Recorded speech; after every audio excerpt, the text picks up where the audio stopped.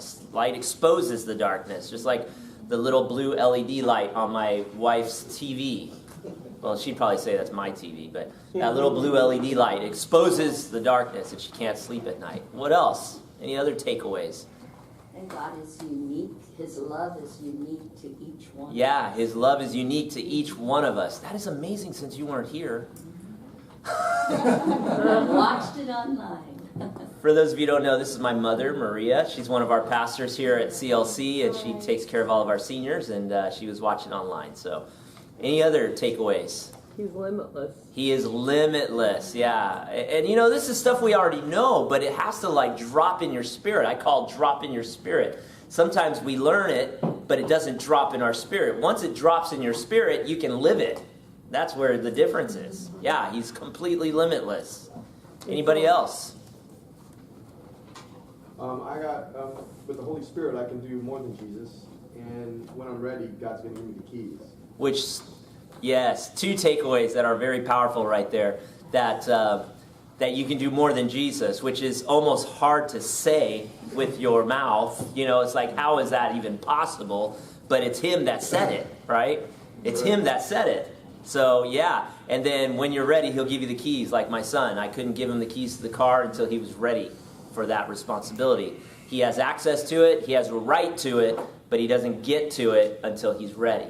So great takeaways. All right, page 26, God is holy. God is holy. Isaiah chapter 6, verse 3. They were calling out to each other, holy, holy, holy is the Lord of heaven's armies. The whole earth is filled with His glory. God is holy, so holy that the earth is filled with His glory. That's how holy He is. Who is like you in Exodus? Who is like you among the gods, O Lord? Glorious in holiness, awesome in splendor, performing great wonders. For this next few minutes, we're going to talk about His holiness. And because He is holy, God cannot abide with sin. Does not abide. Now, let me just clarify, that doesn't mean that He can't be in the same place as sin, because He went to the sinners, right? He actually went to be in fellowship and eat with sinners. So it doesn't mean He can't be in the same place as a sinner. What it means is He can't abide with a sinner. That means He doesn't take residence with sin. That's right.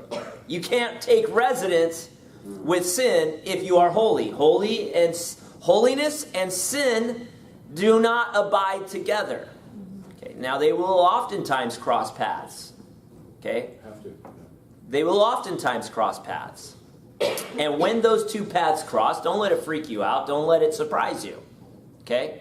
Jesus was holy and He crossed paths with sinners daily.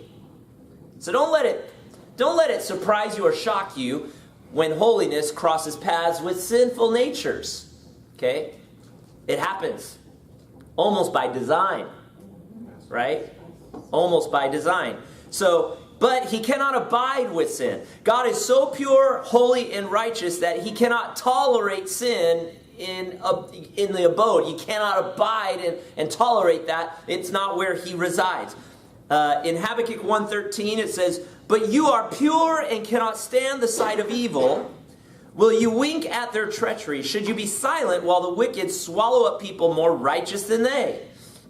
God is so pure and holy that righteousness cannot abide with Him. It's not tolerated. Okay? You have to choose one or the other. You have to choose one or the other. But here's the sinful man's dilemma. Here's the sinful man's dilemma.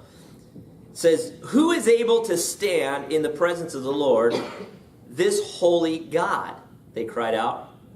Where can we send the ark from here? Now you have to understand that back in that day, it was like you can't even be in that presence, right?